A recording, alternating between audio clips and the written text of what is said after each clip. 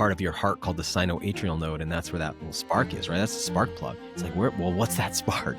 Like when I tune into that spark, I feel like I go down in there and I feel that little spark happening, and then I delve into that and it opens up to a whole bigger, beautiful, like, what is that, man? It's like, wow, you've been given the gift of life. Artificial is where we get the word art from, or artifact. And it denotes something that's been shaped by human will or human hands. And so to me, what's wild are things that are not shaped by human hands or human will. Recently, I had an opportunity to sit down with Daniel Vitalis, creator of the WildFed podcast and TV show, for a conversation about the importance of eating wild, navigating the digital and natural spaces, and his own journey with hunting and wild foods. Listen, Daniel is a force in nature, and this is one of my favorite conversations on this podcast so far. So check it out. I think you're going to enjoy listening as much as I did having the conversation. Get ready. It's time to enter the Wild Lab. Welcome back to the Wild Lab, everybody. I'm your host, Ned Widener, and today I have a very special guest, Daniel Vitalis, on. Daniel's lectured across the world, helping people live healthier, live more nature-integrated lives. He's the founder of Sir Thrival, a supplement company, and host of Rewild Yourself podcast, also the WildFed podcast, and also the WildFed TV show on the Outdoor Channel. Daniel, brother, it's a real pleasure to have you on today, man. What's alive for you today, Daniel?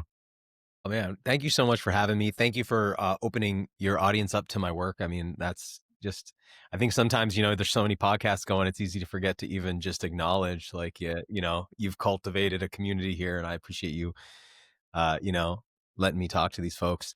And I'm kind of knee deep right now in the 6th season of the TV show WildFed. So gearing up for a moose hunt coming up Right here on. in Maine. I've never drawn a moose tag here in Maine, even though I live here, but my cameraman did, and he has to forfeit that tag for me, which is great. So I'm just getting ready to hunt that. And, we're kind of finishing up the foraging year. Obviously with my show, my show is a culinary adventure series, really looking at wild food. And so we hunt, fish, and forage in all the episodes, and then we bring all those ingredients back and then, cooks. A lot of times with chefs or sometimes home cooks, sometimes it's me. So I got like 2 or 3 episodes cooking right now. So I'm working on a nice fox grape juice reduction.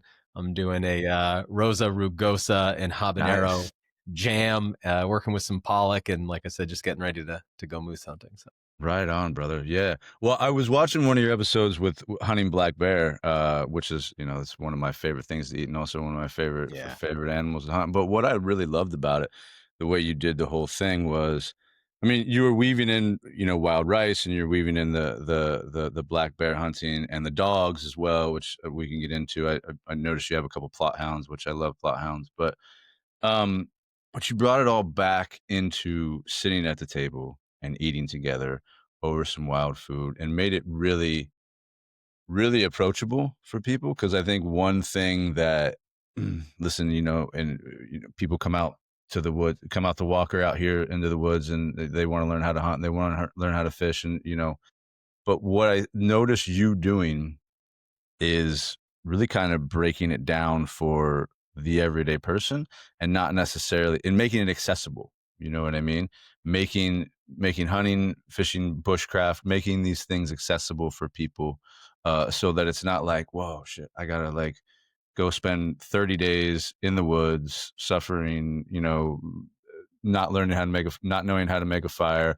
And the reality is that, like, look, we live in this world, like you and I are connecting over these computers and internet, right? And so while I think we share this deep love of wildness and nature, yeah, I think it's really important to also make it accessible for people that find it daunting. So I appreciate that. Appreciate the work you're doing with that. It brings up thank you for saying that. It brings up 2 things for me. The first is something I noticed when I first started. I grew up real poor and not just poor, but neglected. I had a pretty rough childhood, like a lot of folks. I also grew up, I'm 47. The other day I turned 47. I grew up in that era.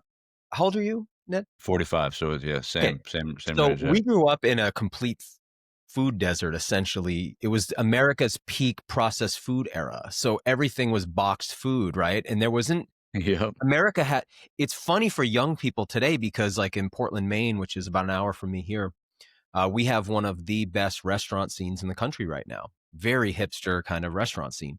I'm sure wherever you are in California, right? I mean, you must have great restaurants, right? Not necessarily where I am in Walker. I'm on Okay. the east All right. east Yeah. side. Yeah. Yeah, True I gotta south or north I gotta somewhere. drive 45 minutes to get to a grocery Okay. store. Yes. Okay. I got it, which is cool.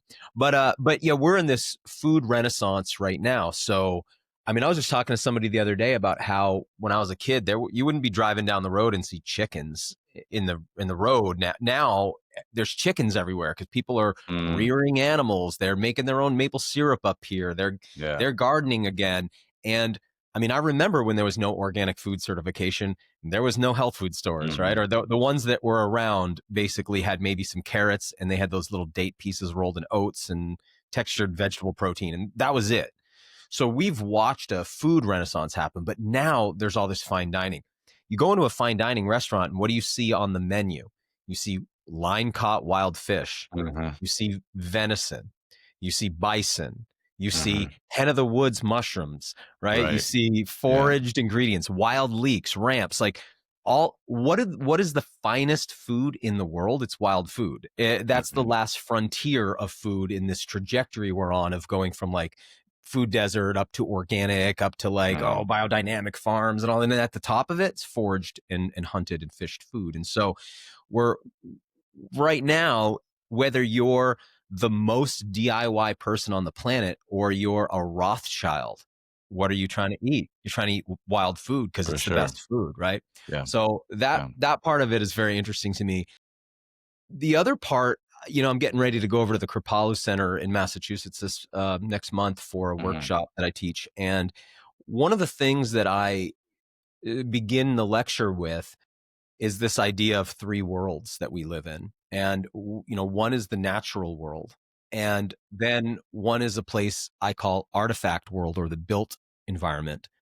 That's be our cities and our towns and our Mhm. homes, right? The stuff that doesn't grow naturally, we have to essentially construct it. So that's the built environment, the domesticated world. And now we have a new layer we'll call the digital world or the virtual Mhm. world. And we're in this strange situation where if you're not proficient in the digital space right now, you could really suffer in the coming decades. So if you're a boomer right now or even silent generation, you can be not that good at it because you're kind of getting filtered out and you'll make it through. But if you're a millennial or even like us, like a Gen Xer, if you don't figure out the digital world, you're going to struggle to thrive in the coming decade. So we have to be good at that. And then if you don't know how to act in the built environment, you're done. I mean, and you see this sometimes. Sometimes I'm in like Whole Foods and I see the guy who's just come in from the bush and he's all in buckskins Right. with a basket and Yeah. barefoot. And you're like, he smells real strong of wood smoke and BO. And it's like, I get that, totally get that. But most people don't. And so that person's going to struggle to thrive in the built environment, right? But you could be very good in the digital and built environment and have no idea what to do in the natural environment. That's the most common scenario we're facing today. And what's weird is even though that's the foundational world where all the resources come from, that's the one you can get away with not knowing how to be in. It's the For sure. strangest scenario, right?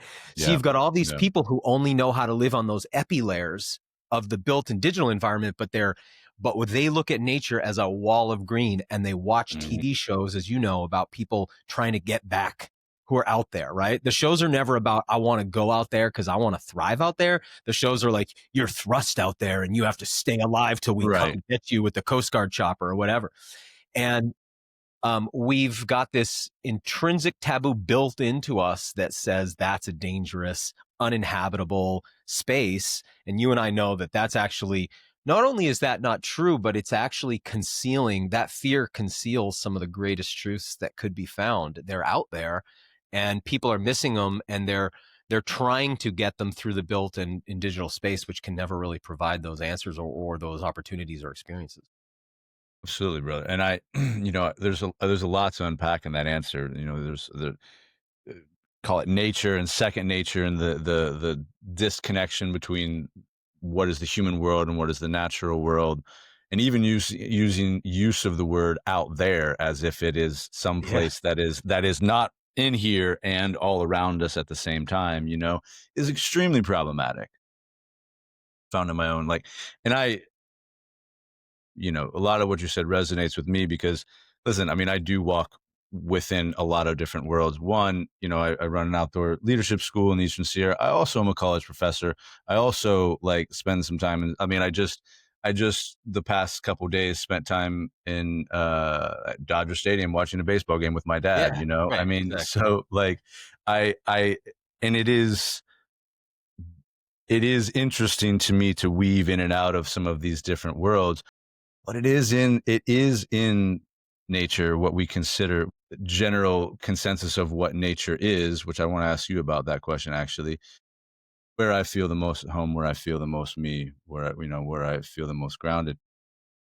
And with that, I'm curious, your I mean, your whole branding, Daniel, is around, and mine as well, similarly, is around the word wild, right? What is what does that word mean to you? What does wildness mean? Yeah, that's changed for me a lot over the years because I've been in the Mm, space for a while. And, one thing that I think is really dangerous about this influencer game that we have going on now in the social media space is you create a brand in a way that is so much easier than it was again when we were kids, right? To break into any kind of like media space, to have a book, to have a show, something like that meant more when we were kids because it was very difficult to break in. And now everybody has access. And one of the things that I've noticed happens is people create a brand and they start to get some either notoriety, some fame, some money, whatever it is. And it's easy to stop growing because you are afraid of outpacing your brand. It's like getting a tattoo when you're young and then maybe it's something ideological, and then 20 years later, you've got a tattoo that's like down with the man, and you're working right. in a cubicle or something. You know what I mean? It's like that Yeah. kind of thing. So Yeah. I want to make sure that I'm evolving all the time and that my understanding of wildness is evolving all the time. But for me, wildness has something to do. So, before I was talking about the natural world versus what I called the artificial world. I don't like the term unnatural. I like the term artificial. And here's why. So, artificial is where we get the word art from, or artifact. And it denotes something that's been shaped by human will or human hands. And so, to me, what's wild are things that are not shaped by human hands or human will. And so, let's say you and I were walking down the streets of New York City, and maybe not you and I, because this wouldn't happen, but me, you, me, and somebody who's not used to the natural space, and they go, "Oh, look at this ginkgo tree growing out of the pavement. At least there's something natural here." And I would say, Mm, mhm. "Well, not really. That's not a wild ginkgo tree. That's a horticultural artifact. Its genetic lineage began with a wild ginkgo tree, but humans have been breeding them for specific characteristics. So it's no more wild than a chihuahua is a wolf, Right. right? But we forget, or they'd be like, "Oh, Central Park, what a beautiful wild Mhm. space we have in the city." And it's like, well, it's a parking lot underneath because this space was built on top of the city. It's not like the city was built around that space. It's a planned landscape. Therefore, it's shaped by human hands and human will. So my favorite example of this would be if we were walking through the desert and you picked up a piece of flint off the ground and then you saw, oh, an old arrowhead and you picked it up and the arrowhead was made of the same flint. And we could drill down to the molecular level and we would be like, oh, the molecular lattice of this material is identical, but one is a natural or wild stone and the other one has been shaped by human hands and will into the arrowhead. So one is a natural rock and one is an artifact. And that's not bad. It just means that the artifact was shaped out of a wild thing and now it's no longer a wild thing. Now it's shaped by human hands. So for me, wildness is the things that aren't shaped by human hands or human will. And that I think is so important because human hubris is such. And this is one of the big challenges of our modern era for young people who have only been in the built in digital spaces. It can feel like humans invented the world and humans created everything. And exposure to wildness is maybe it's like that cliche thing of like looking up at the stars and realizing how small you are. It's something like that. It's like you go into wild spaces and you're like, oh, humans didn't make everything. Humans didn't make anything. All we've done is beat everything into shape that was already here. But we don't have true powers of creation, though we seek them in the classic kind of Tower of Babel way. We're constantly Mhm. seeking godlike power. Sure. The problem we end up with is a little bit like Mickey and the Sorcerer's Apprentice, Mhm. where he gets some magic from Merlin's hat that he doesn't know how to wield. So he's trying to use creative power, but he creates chaos, a wake of chaos. And as you know, every technology we build to solve a problem leaves a wake of problems behind it, usually much greater than the problem that we solved. And so we're in this situation now that's so top heavy. We've created so many problems in this Yeah. trying to create solutions. And so what I love about wildness is it's like stepping out from all of that, all of those man-made created things and problems and stories and dramas, and remembering what the core real thing is, right? It's like, oh yeah, this is about like what an opportunity to be alive on this planet, in this dimension, in this realm, at this time, to be able to see this contrast in a way that nobody's ever really seen it before. I mean, what an opportunity, but also what a burden too. Well, what's the burden? I mean, like, where what like, how do we as humans, or maybe I should rephrase that, how do we as human animals, right? How do we as human animals function, or how do you see it, think that we should function in this wildness and also in the artifice? Hmm. How do we maintain, we can use the word rewilding. How do Hmm. we maintain that, Yeah. connected to our animality? Yeah. Well, yeah, it's interesting because I sort of look at it today. Now, this has changed for me over the years. Like you mentioned in my intro that I did the Rewild Yourself podcast. And I did that many years ago, and it was a very popular podcast at the time.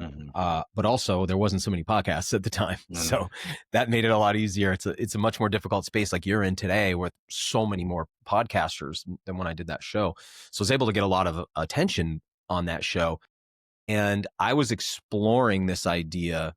It was still kind of a new idea at the time, like maybe not for everybody, but I mean, it wasn't. It's much more culturally understood. It's this idea of going barefoot or cold exposure or hot exposure, or hunting is popular now. I mean, it was Becoming right so, yeah. becoming popular now. So that's cool. These ideas are filtering in. It's sort of like, it reminds me of, like I said, there was no health food stores and I was into health food, and watching, because of myself and the tens of thousands of other people who are part of that wave, it's led to almost now where it's like obnoxiously oversaturated with it, right? Like where you're like, how many products are there going to be in this space, Mhm. So, um, in the earlier days of it, I really threw myself into it. And I wanted to rewild my body and my mind and my spirit too. I have an interesting relationship to it now because I sort of think of my body as an animal, but not my spirit and mind. And what I found was that my mind needs the discipline of a house dog, but my body needs the wildness of a wolf, right? So if you domesticate your body, you're dying basically. I mean, you're dying. But if you let your mind run wild, you are an agent of chaos. So I don't want to project that on anybody. I'm speaking for myself, but that's what I have found. For instance, there was a period in my life where I thought, well, what does wild sexuality look like? Well, that didn't do a lot of good for me. I mean, it was fun at first, but it sure created a lot of chaos for me. Mm. And today, if I don't discipline my spirit, if I don't discipline my mind, if I don't discipline my sexuality and all those things the way I would discipline my house dogs, yeah, I'm probably going to create a lot of chaos. But if I try to treat my body, the animal of my body, like a domestic animal, man, everything hurts. I'm sick. I'm breaking down. I'm aging prematurely. So I think what again, it's three worlds we're in, and I want to be able to function in all of them. So if I bring pure Native American style wildness to an argument, what do I do? Do I cut the soles of someone's feet off and stick little matchsticks and all the wounds I inflict on them, set them on fire, running through a field? Like, probably can't do that today. That's probably not good You might wildness. get in trouble, yeah. Yeah, and it might also evoke some retribution For too, sure. right? And now Yeah. I'm stuck in that cycle. So that kind of wildness, I think we have to be really cautious of. Hmm. But what I know my body needs is time in extremely complex environments that are not made by people. Um, and I think you probably know what I mean when I say that. It's like in the room that I'm in, compared to what I can see out my window, the complexity is just lacking here. There's just very little going on. I mean, I got this plant behind me and some animal parts scattered around, but primarily, this is a dead environment. Outside's where the ionic air is. Outside's where the sunlight is. Outside's where the uneven surfaces are and the temperature gradients are. And I need my animal to be exposed to all of that. Hmm. But I also need to be able to function in these other worlds. Yeah. So I think there's a bit of a balance there. And the burden is, to go back to that question, we're saddled with challenges that never have been experienced before. So for sure, if we were living 500 or 1,000 or 10,000 years ago, we would have tremendous stresses every day of like making sure that we are feeding ourselves and make sure that we're clothing ourselves and all those things. I'm sure were stressful, but Hmm. we're dealing with something really different right now. Mm. It's like the stress, the constant stress of extreme stimulation and distraction. For sure. Nobody's ever had to deal with this before. People are waking up. Something I really love. You're the first podcaster I've probably done. It wouldn't be an exaggeration to say I've done 1,000 interviews. Probably, Yeah, you've it's done a probably lot, it much seems. more. Yeah, much more. Yeah. I bet I've been interviewed 2,000 times. You're the first person to ever say, "Hey, let's take a breath, pause before we start." And that was Mm. really nice. And one of the things I like about that is that people wake up stimulated. And the first thing they Okay. do is hit the dopamine button. And then there's Right. there's never a pause point. So again, if we go back to our domesticated dog analogy, you Yeah. imagine trying to control a dog in your house that you're keeping hyperstimulated. I'm one of those people. I go to somebody else's house and I like to get the dog going. Like, hey, buddy, how you Yeah. doing? I'm playing Right. with the dog, Right. and people are like, "Oh Right. no!" Or I do that to people's kids. They're like, "Oh man, come on, I want to have fun with that." But then I leave, and they got to deal with that hyperstimulated dog. Right. Well, that's our minds now. So one nice thing about going into wildness is things slow down. Mhm. I'm sure you've seen this Mhm. too. I'll shut up here in a second, but when you take a new person hunting who's never hunted, Mm. there's something I love to see. I love the second they begin hunting themselves that they instantly drop a couple inches. They They do, yeah. they just know, They they do. know, like, okay, get low, be Yeah. quiet. They start moving around. I Yeah. love watching the process of that flood beam of distraction focus into a laser beam. And Mhm. I love watching somebody close in and just attenuate their focus down to a fine point. And so why I bring that up is because that sort of sounds like the antithesis of wildness in a sense, like focusing in on a specific thing. I'll turn it over to you because that sounds like the built space, the domestic world of like, hey, get Mhm. your focus on one thing. But obviously those aren't really in conflict. But yeah, I'll turn that over to you. What do you think of that? Well, I think it's interesting 'cause when I hear you talking about that, and where there's the binary wildness and built space and all the things, but when I hear you say things like, "My body needed wildness, but my spirit and my mind needed structure, needed, discipline." Um, a couple of things come to my mind. One, nature and wellness for me isn't all just chaos, right? Yeah, There's right. a hell of a lot of structure and order within it.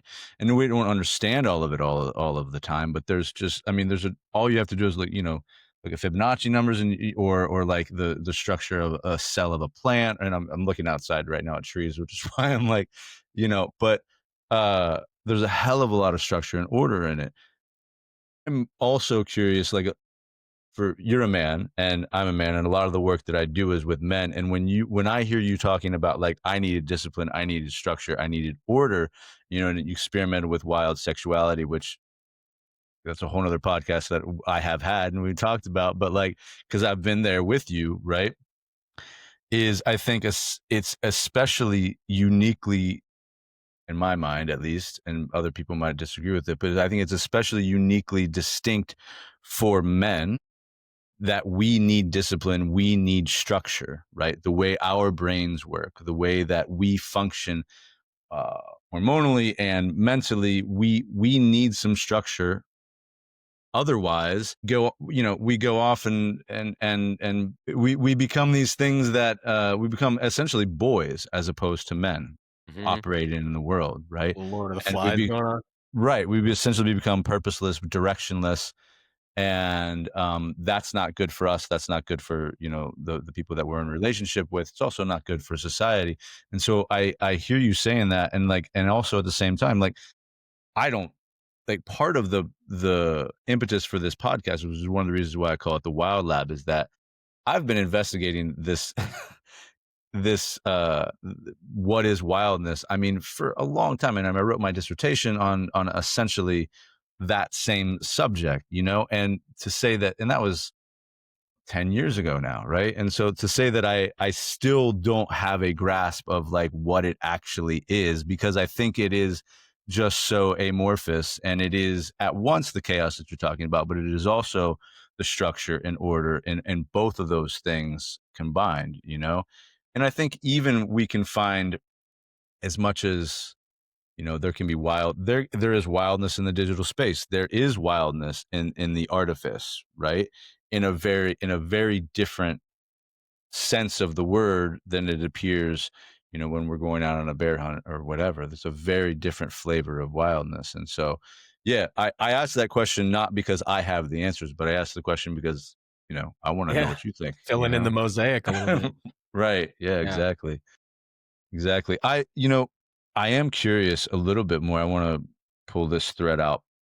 Um, your body needs structure, and I do really want to talk about, because you're so knowledgeable about health and wellness and food and things like that. I do want to talk about this, but I want to pause on that for a moment, because there's a thread you mentioned, like your spirit and your mind needed the discipline. I wonder if you could and you talked a little bit about your mind. I wonder if you could talk a little bit about the spirit that you're talking about, that you find in the natural world, and how that needed discipline, and perhaps the ways in which you found it, or are finding it. I don't know. Mhm. Wow, I've come to the conclusion that we're living in, some kind of simulated experience. Mm, I think that I don't necessarily mean that like in a digitally generated experience, but I think it's a bit of a show of light and dust, mhm, essentially.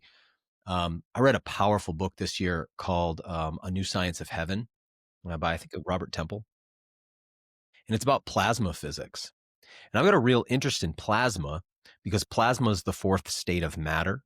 So if you could imagine, solid being the state of matter where matter has the least energy, and then as you add energy, like in the form of heat, for instance, let's say you had ice, that's solid water, right? And we add energy to it, of course, it becomes a liquid. And then that's the second stage of matter. If we add energy to it further, it'll become a steam.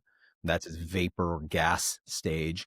And then if you continue to add energy and dissociate the atomic material, it'll become a plasma. And so plasma is what the mhm, sun is made of. All stars are plasma. All nebula are plasma. The aurora borealis is plasma. Lightning is plasma. Fire is protoplasma on the earth, right? So we think of those four things as the four stages of matter, or the four states of matter, but our ancestors called them earth, water, air, and fire. So solid things were earth, and water was water, and liquids, and gases were air, and fire is plasma. So these things, or if you think of them in their reverse, you essentially take non-material and condense it through those stages. Energy condenses to plasma, further condenses to gas, further condenses to liquid, further condenses to solids. So you could kind of track this up or down. And what's really fascinating is this new emerging science of plasma shows that the plasmas in the universe are highly interconnected, extremely sophisticated. And when they interact with space dust, they may be functioning with consciousness. hmm. That's pretty That's interesting. Yeah, that's Yeah. a huge claim there. Yeah, for sure. Yeah. There's two, I know it sounds outrageous till you kind of learn a little bit about it, but there's two plasma clouds in our solar system, actually, right here in our solar system between us and the moon, that are very thin, but very sophisticated. And when you start reading all of these cutting edge Nobel laureate plasma physicists, they're talking about things that you're like, wait, what did you just say? That some of these plasmas like might function like quantum computers, and they might actually be able to, like, just the ones here in our solar system are sophisticated enough that they might be able to store all of the data of everything that's ever happened in the entire history of the planet. So think about the cloud.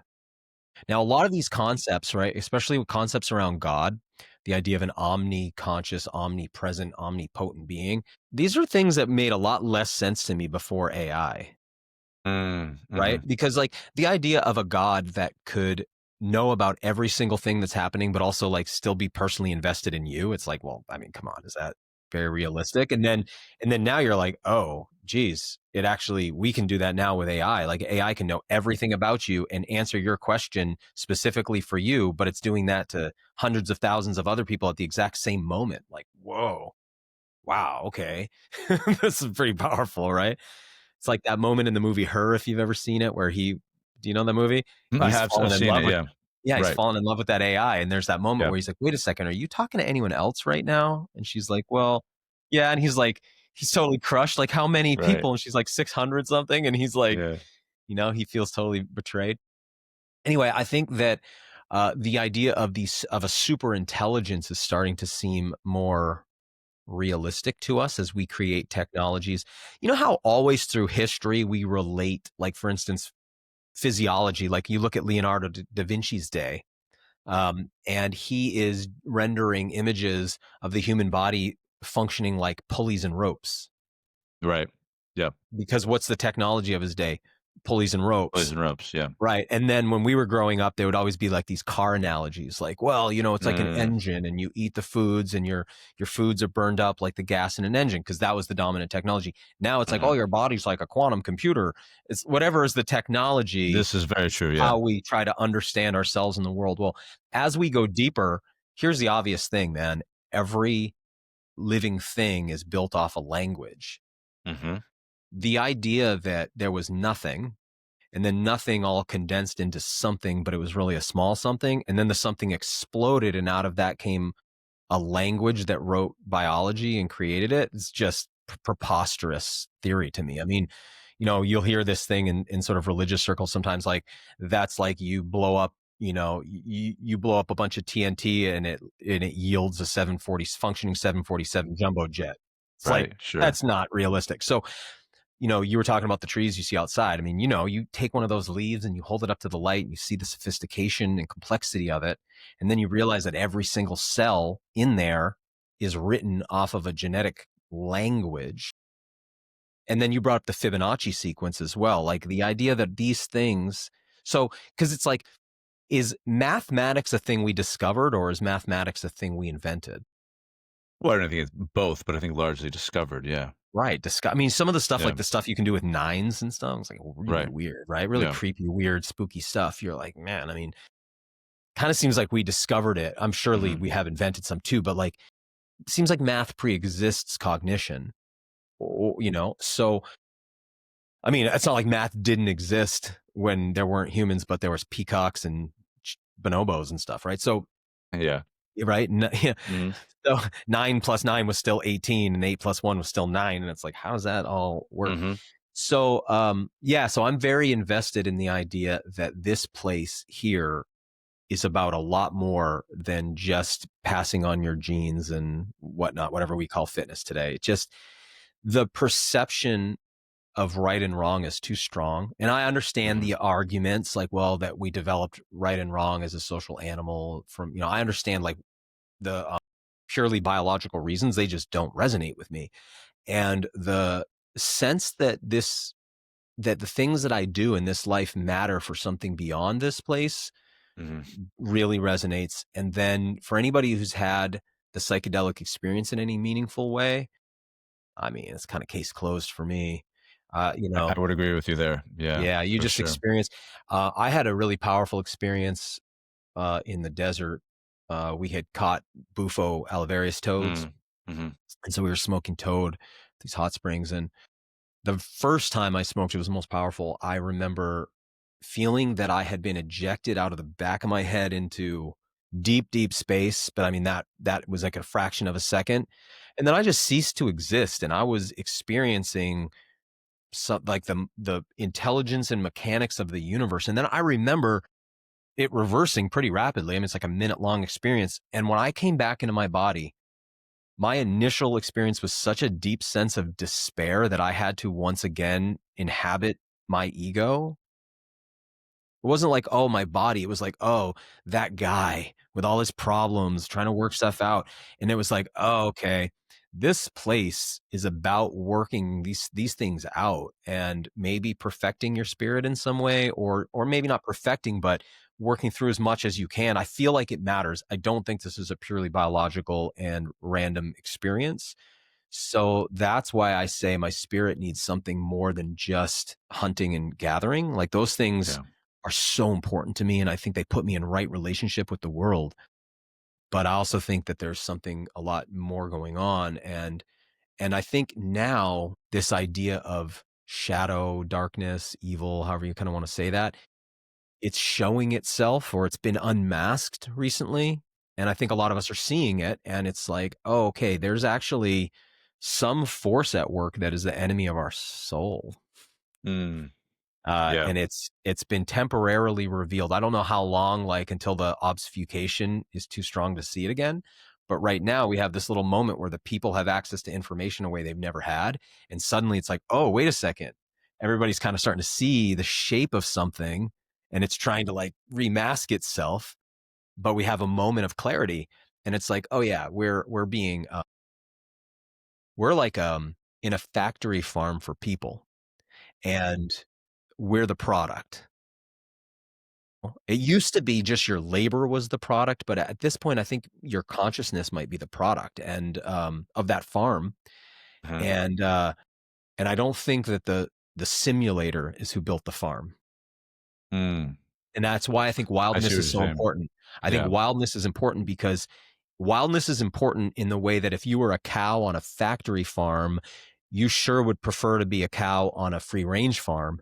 And if you were a cow on a free range farm, you might prefer to be an oryx or a bison on the Mm. prairie. Uh-huh. Right. So Yeah. rewilding to kind of bring it all around is like, hey, wait a second. I'm a chicken in a factory farm here. This only heads in one direction. I Mhm. would like to get out on some pasture. And then once I taste pasture, I'm like, oh man, don't ever want to be in that fence again. Yeah. Yeah. I feel that, man. I definitely feel that. And I appreciate you being open and a little bit vulnerable about some of those experiences because I've had folks who have listened to this podcast know I've had many psychedelic experiences with ayahuasca, with bufo, with mushrooms, and that have been profoundly instrumental into my own life and my own healing development, my own spiritual development. I mean, they have been profoundly instrumental, and I like what you said about the whole simulation thing. I will say like any it I have a hard time. I don't know that I agree with that one because Okay. Yeah. I think largely because it makes me feel uncomfortable. Yeah. Me I too. think is the truth of the Me matter. too. And so I have a My hard wife hates time. it when I say that. She hates it. Yeah. She does Yeah. not resonate with it. Yeah. And so but I also understand reality being a light and dust show and it all being just quantum mechanics and quantum physics, and I get that. Um How about would it resonate more if I said, based on your experiences with both ayahuasca and bufo and whatever else you've experienced, that this reality is a very narrow frequency band of a much broader band of frequencies, and that there's other realities that your consciousness can also inhabit or maybe does inhabit, and that when you're in one of those, they're as real or realer than this one. And so when you come back to this one, you're like, ooh, this isn't the whole, this isn't the whole of it. Well, that I would agree with 1,000%. Okay, cool. Yeah, Maybe that that's a better way to say it. I think it's when and look, we don't have to agree, obviously, but I think it's like I said, it's my own uncomfortability with the word Yeah, simulation, sure. because of actually what you said in the second part of your answer there, which was why that's exactly why what you think wildness is so important, right? Because and I'm tweaking your words a little bit, but because it is one of the ways in which we can access freedom, right? It's one of the ways in which our human animal bodies and also our consciousness can access some level of freedom, right?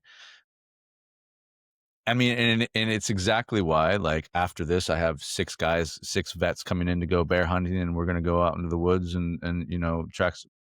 Hopefully, one of them will be successful this weekend, Yeah, but I hope so.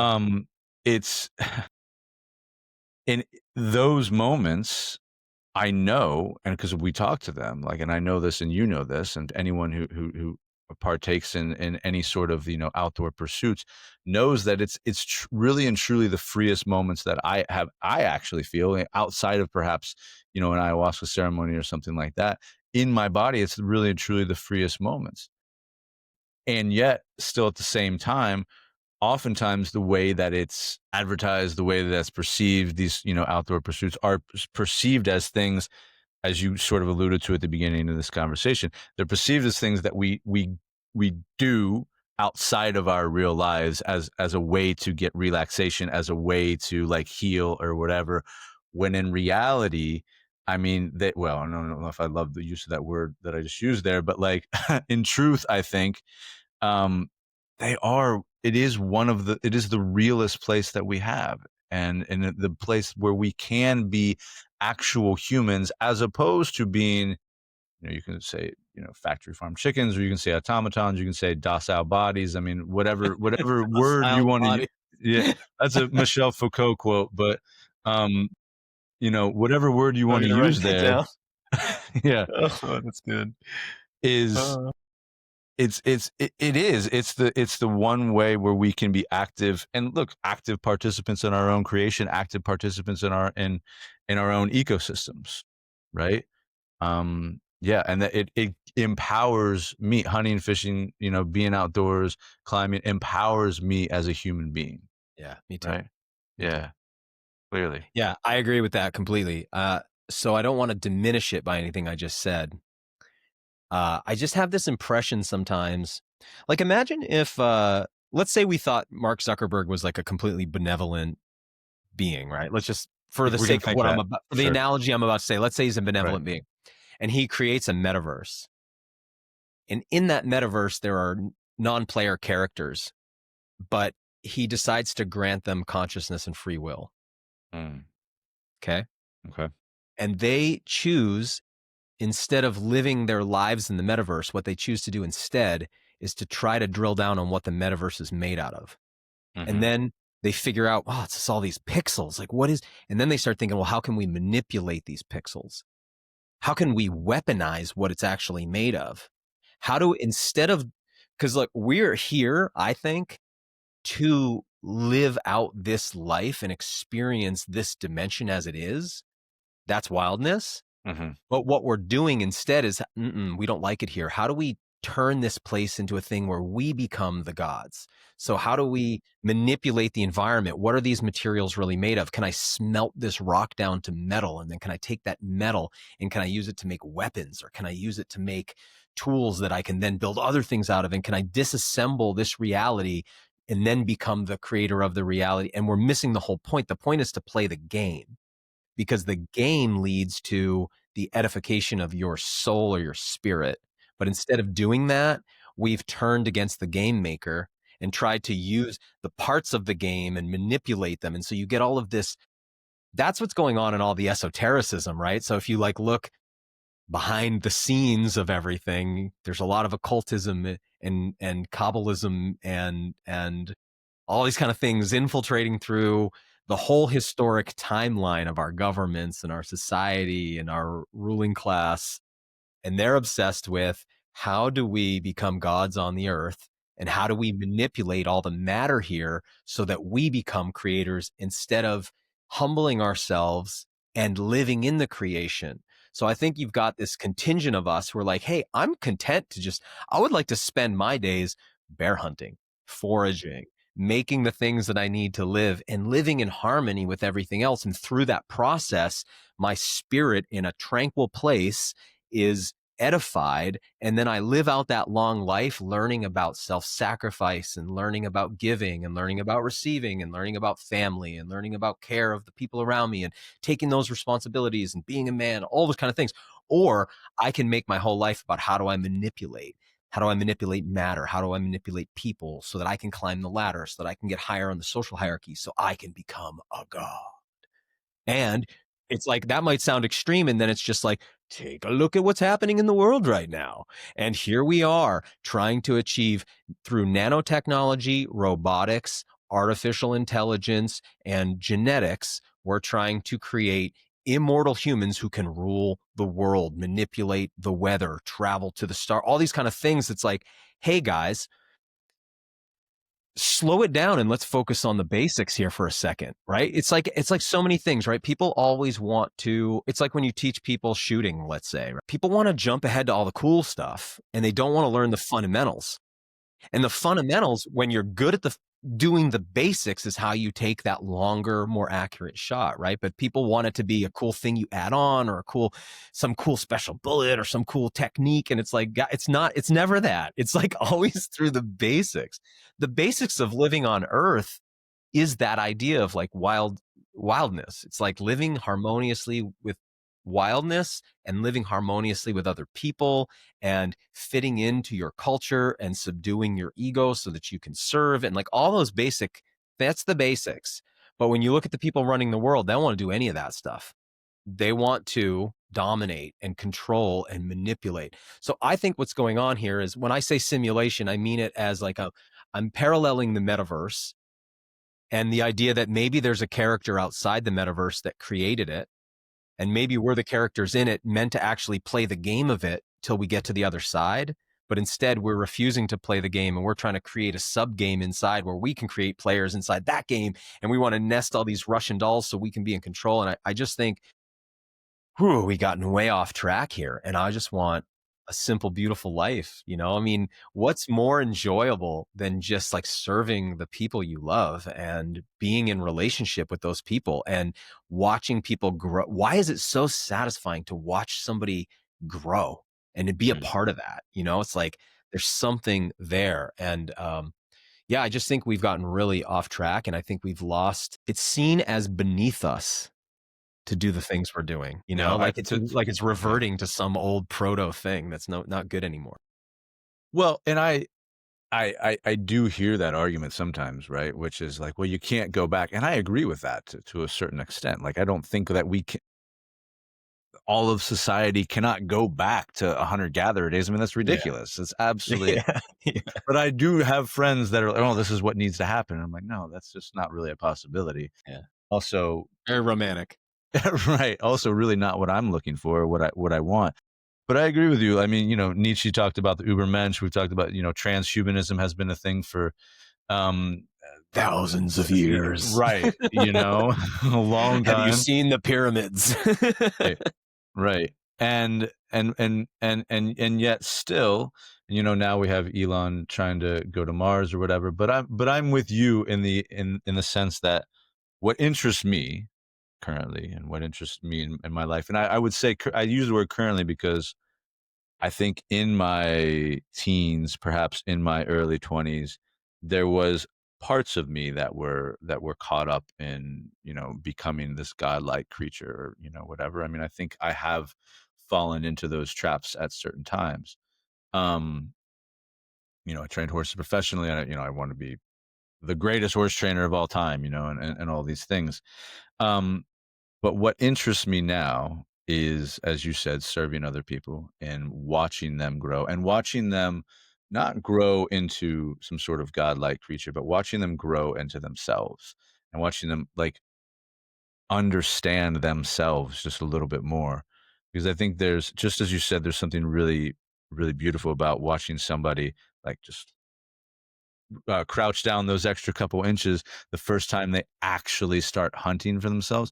There's also something that happens that I see often, whether somebody's coming out to hunt with us, or even sometimes I see it less and less so, but as a professor, where it's not a crouching down, but it's a Mhm. they get a little tall, they sit Yeah. a little taller in their seat, their Yeah. spine is a little bit straighter, Mhm. and Confident. they a little bit of confidence in From who a they real are. place, not like Right. bluster, right? We're in a bluster Exactly. confidence culture, but it's the real Exactly. thing is beautiful, yeah. Exactly. And they yeah, 'cause and there's a massive difference for that. That's more like sticking your chest out sort of thing, but I'm talking about, like, a grounded, spine-centered confidence that Yeah. comes from a place of feeling, because it can look, all of that move towards godlike creatures, and Ubermensch, or whatever we wanna call it, like, it can be really disempowering, especially if we are people that grow up, you know maybe we grew up poor, maybe we grew up, like, having all these messages that we're not good enough, that we need to be this, and then we need to be that. But when you see somebody drop into a space and it's like, no, actually, you're perfect just the way you are, just like that. Like, that sort of empowerment that I see, that where people do grow just that little bit of an inch. I mean, that's why I do this, and that's what I love, man. I Mhm. mean, I And it's think so much more satisfying than, right. uh, I don't know, it's like there's different types of power, I think we just sorta Mhm. hit on that. It's like there's the power that you have if you are in control of a lot of people, and then there's the power that you wield when you're in a grounded place of balance in relationship to the world, and those are really different, and or it's like when we're saying godlike, I'm talking like little g God, because it's like Yeah, I I want to gotcha. be godlike in the sense that I want to love and serve and be filled with light. I don't want to be godlike in the sense of like, the little g gods who torment the pantheon, who torments humans or whatever. Mhm. So yeah, but I really agree, and I think back to like Elon or Zuckerberg or something, man, I just want these guys to have their hands elbow deep in an elk, and then I like would love that. I it's thought the kind of like same when you thing. have the psychedelic experience, you're like, oh man, if we could just get all these like world leaders together and give them mushroom, Mhm. you kind of have that sense like this would change everything. And similarly, I think one of the really sad situations now is because people haven't experienced that. They have all these fables in their head of what reality is. It's like you can't really speak about the human condition or reality if you haven't put your hands into an animal before. I mean, it's Mhm. just like, what do you even know? I mean, that's the most fundamental thing. Like once you do that, I mean, something I've always thought, 'cause the process where you watch somebody be like, they're all skeeved out by it. And then there's this moment where it looks like food all of a sudden. Yeah. You Yeah. get it Well, to a certain point, yeah. they're Yeah. gross, they're grossed out, and then they're like, "Oh, that I'd eat that." I love that Yeah. process so much. Yeah. But when you're doing that, you also can't help being like, "Oh, that's what a liver's like." Like, "Oh, gee, I have one of Mhm. those. That's a Mhm. stomach. That's intestines. Oh, I got all this going on up here maybe that's a little different than these animals or whatever, but like I'm I'm the made of the same same stuff. stuff here, dude." Yeah. And I think that a lot of times when you see what people are trying to do with their legacy, you think like, wow, they really haven't made peace with mortality. And Yeah. that's a really big part of Yeah. what we're talking about. When I did the It Rewild is. Yourself podcast, I got really hung up for a while on the topic of death and the fear of death and started looking at the work of that's been done on that. And I mean, it's incredibly fascinating. On the topic of wildness, one of the things that really stood out to me I had learned was because I was looking at studies where they would give a death reminder to somebody um, in the intake, and then they would give them questionnaires and see Mhm. what's the difference of somebody who's been reminded of their mortality versus someone that hasn't when they go through Mhm. this battery of tests. And one of the things is they would show people a picture of a wild environment and they would show them a picture of a garden. And if they'd had Mhm. a death reminder, they were much less comfortable with the wild image and they were much more comfortable with the garden Hmm. Hmm. because there was a sense of like, oh, I want to be with people because I'm Right. going to die. Safety. Yeah. Safety. Yeah. I think that all that's really fascinating. So we're in this weird culture because we're exposed to one of the things I notice about being on TV with a gun. And by the way, growing up, I never imagined. I mean, if you had Uh, told me you're going to be on TV with guns, I'd have been like, what are you? I'm a hippie, dude. What are you talking about? right. Here Yeah. I am on TV with guns on the outdoor channel, which houses hunting and fishing content, but they're kind of the sportsman's group's kind of like the last place where you can do that. So the only way you're going to see somebody kill an animal on any other kind of like cable network would be in the context of like they're starving in Alaska shows. They'll Mm-hmm. let you see an animal get killed, but otherwise they won't let me use a rifle for what it's built for, to harvest the food to feed myself, even though we're in this environment that's all about like sustainable food and all that. But you can, if I was an actor with a little bit more makeup on, I can run around with an AR and a pistol and shoot 400 people, and they Yeah. will air that. They will Right. they will graphically in slow motion show you their brains exploding out. The guy drives the pistol into the hole in the person's head and shoots the guy behind him through his skull. No problem. That can be on anything, but I can't get a show about food onto a regular streaming platform because they don't want anyone to see that. So we have this weird thing, like you get stimulated with death reminders all the time, but they're fictitious and Mm-hmm. lofty. And then the real thing that you're meant to be exposed to you is sidelined and marginalized in a big Mm-hmm. way, so that people like you and me are having to do the most unprecedented job that's ever been done in the world. We have to show people how to feed themselves. What has happened? How is Right. it? How has this happened? That there Right. is this 8 billion people on the planet and the majority of them do not know how to clean an animal. It's like, that's a shocking, this is the first time in history that's ever happened. And it's only about 100 years old, and Right. it can't Right. go on. It can't be sustainable, you know? Well, and not even, death has been a huge part of this podcast as well. And like, I didn't see that coming actually. And I actually didn't see it coming even when I started taking people hunting. But then I realized people's reaction to seeing a dead animal that they had just killed. Right. It's a huge part of it. But I want to, I think the biggest thing, it's not even like you said, like sticking your hands inside of an elk, but it's actually just knowing where your food comes from, knowing what is food. I mean, that's the thing that most people have no idea. So many people have no idea about. They eat things that look like, we eat things that look like food, that resemble a tomato, that resemble a flavor of meat or something, you know? And it's interesting to me when I try to get people to even, people to eat wild game meat. And there is, as you said, it sits at the top of this food pyramid in ways, but then there's also a lot of people that are like, oh no, I don't know. Like, I don't want to, that's a little bit too much for me, but they have no problem eating like you know, a chicken finger or a McNugget or, or something like that. That's quite all right because it's 3, 4, 5, I don't know how many steps removed from the actual animal. Right. And that's a big part of your work. Yeah, I have so I have been doing this, I've been asking this question for I want to say the better part of 20 years almost. Yeah, 20 years.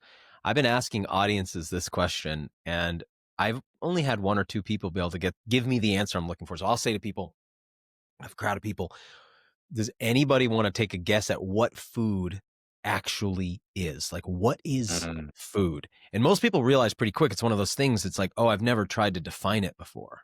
Like, you know what it is, but it's like the famous Clarence Thomas quote, like, I don't know what pornography is, but I know it when I see When I it. see it, Right? yeah, It's yeah, like yeah, people know what yeah. food is when they see it, but it's like, what is food? The answer I'm always looking for is it's the body parts or whole bodies of living organisms. Mhm. And this is really important, I think, because if we could synthesize calories, we would. I mean, we're willing to synthesize everything, right? Sure. But we Synthesize can't. exercise. Yeah, yeah. A lot of Ozempic face out there right now. So, okay, so if we could synthesize food, we would. It would actually be very convenient for us. The problem is you still need the entire trophic cascade from sunlight down to final product to capture the energy of the sun and store it as kilocalories for later extraction by animals, right? It's like still how we have to do it. Mhm. So that's why we have these awful factory farms, or maybe it's a giant tank growing algae for its oil or whatever it is, but Mhm. you Mhm. can't get away from the biological reality that currently we can't make calories without living creatures. So everything that you look at that's a food, it's either a creature, the body part of a creature, or some excretion of a creature. So you could be like, well, milk's not a body part. It's like milk's a living tissue. It is. It's basically made of blood plasma, and it's in proteins. It's the body part.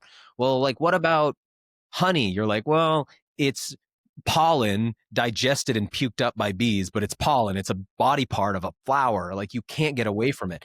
And, we think of like, so you got 4 calories per gram in protein. You got 4 calories per gram in carbohydrate. You got 9 calories per gram in fat. People forget that ethanol, alcohol, is 7 calories per gram. So alcohol is higher calorie than than protein or carbohydrate. I mean, that's fascinating to me. That's fascinating because I've sat through so many nutrition lectures and no one ever says it. And it's like, hey, it's a significant source of calories for a lot of people. But the reason I bring it up is to say, where does it come from? Well, it's the yeast shitting. It's the body parts of yeast digesting sugars. So everything that we get calories from was alive. So that means that you subsist on living beings.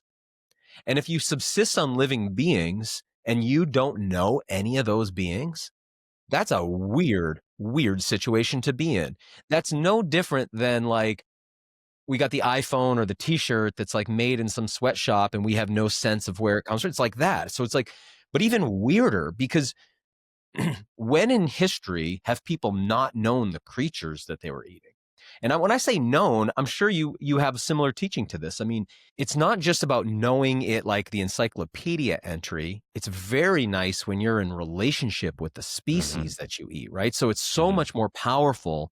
Or this could be said of if you're a bower or you're into fire making, you imagine if you were into making hand drill fire, but you always ordered all of the materials off Etsy, so you didn't know the materials you needed.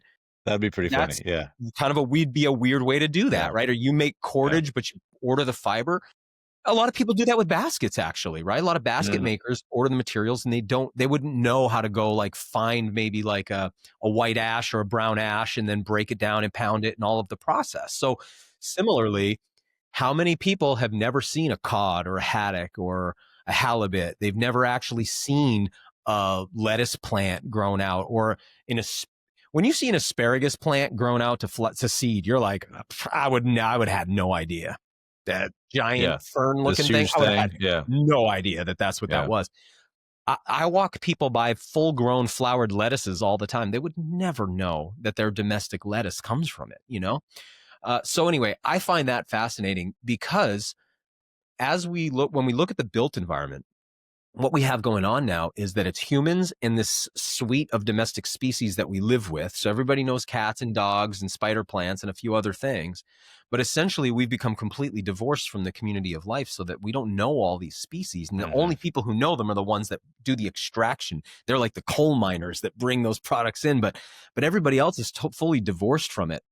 And that leads to a couple things. One of those things is that it's very easy to exploit the environment when you don't ever experience it, and exploit those species when you never experience it, particularly if you sit in your armchair talking about the environment all the time because, you go to a gas station that has 10% ethanol in their gas and you think you're like helping the environment or something, and you don't even know what an environment is or any specific environment. The environment to you is like a vague concept that we need to save, but you never like go into one. Like, that's weird.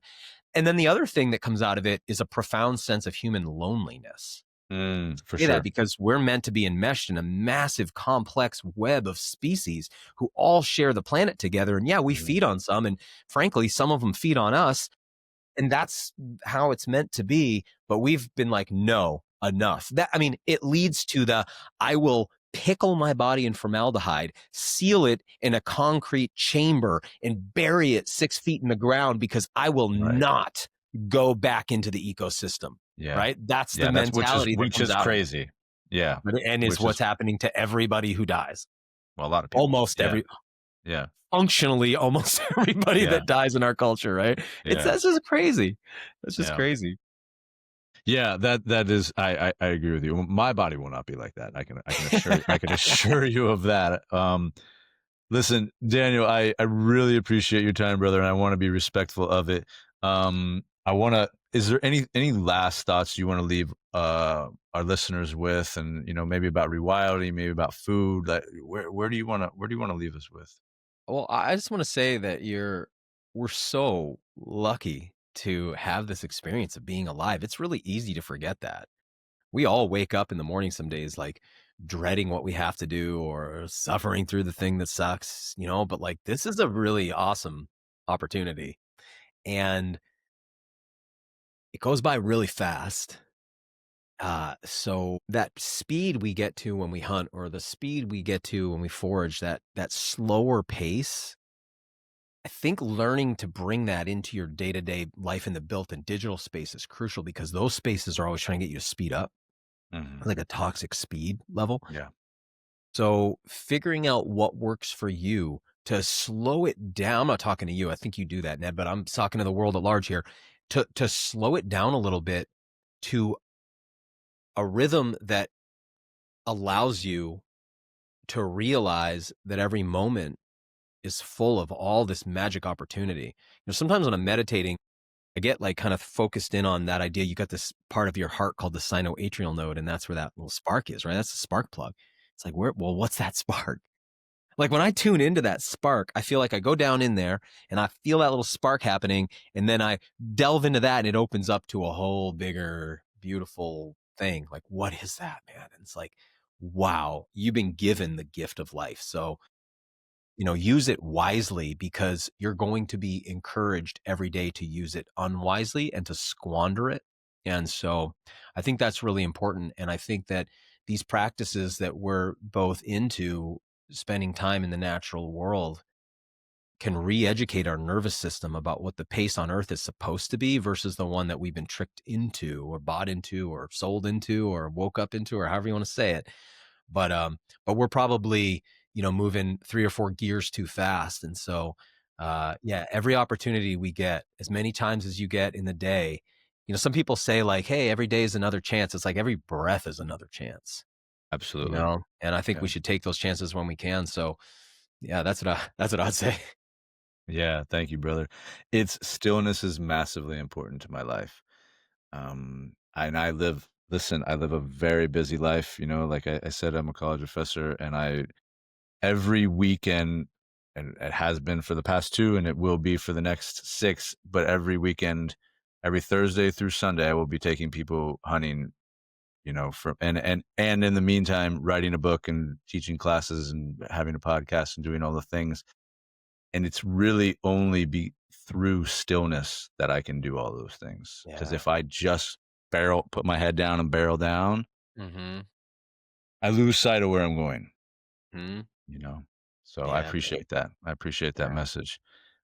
Where can folks find you, Daniel? Like if they wanna watch your show, they wanna hear your podcast, they wanna, where can they find you, man? Where can they find your work? You mentioned that episode of the show, with Black Bear and Wild Rice. That's on YouTube. Unfortunately, that's from our first season. We're in our 6th season right now. Okay. So I'll say go to YouTube and check out that episode of the show. It's very Yeah. old. We've come a long Yeah, yeah. way with our production in 6 seasons, as you can imagine.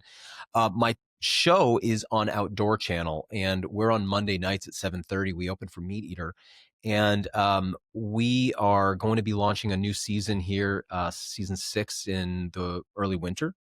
Um, all of the archives, so all 5 seasons that exist now, you can find at myoutdoortv.com. That's Outdoor Channel's streaming platform, and they've got a free week, so you could get a free week and just watch as many of the episodes as you want. And so I recommend that to people. And you can also find us. We're behind the Outdoor Channel's paywall on Amazon Prime, so you can find WildFed on Amazon Prime if you're willing to pay a few bucks for it, or get a free subscription again. That week-long trial. Yeah, yeah.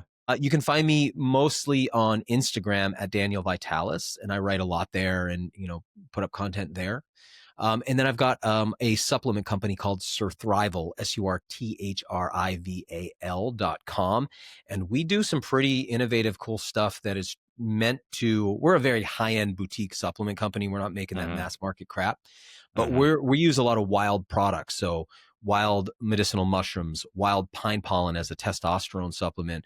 We do also some domestic products too, like colostrum, which is just this incredible immune system food and nutrient, vitamin D3, all that kind of stuff. So the goal is basically like, what do domestic humans need right now to kind of restore their immunity, restore their hormonal health, restore their vigor, because obviously the domesticated life has worn us down. So those are the, so Surthrival, myoutdoortv.com and Instagram are probably the best places to connect with me right now. But I'm just getting ready to gear up for another podcast. Be my third show that I've done. So I've been out of it for a little while. I'm getting very excited to get started again. So you'll find Right me out on, there brother. everywhere Right that on. you find people.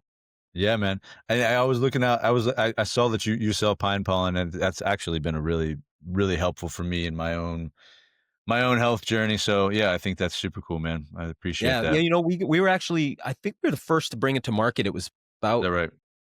16 years ago now. Wow. And Stephen Herod Buhner, the herbalist, wrote a book, which we have on the website there, about it for us. Because I learned about it through his book, The Natural Testosterone Plan, many, many years ago, and Wow. ended up getting to work with him. He's now passed, but Yeah, I yeah, was yeah. blessed to have him. I got to write the foreword for a little book he wrote for us, which was really cool. So Wow. yeah, we've got some really neat stuff, and it's worth checking out. Yeah, his work is amazing. That's awesome.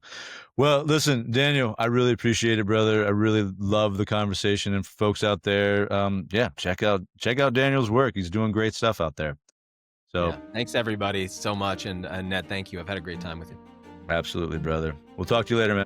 Thanks for listening to The Wild Lab. If today's conversation stirred something in you and you're ready to connect to your own inner wildness, then check us out online on Instagram at Step Into Your Wild, or go on over to www.stepintoyourwild.com to learn more about our coaching services and wilderness academies offered through Walker's School of the Wild. Look, this is real work for real people who want to live with more clarity, more purpose, and more strength, but you don't have to figure it out alone. Let's walk this road together. Until next time, stay curious, stay connected, and stay wild.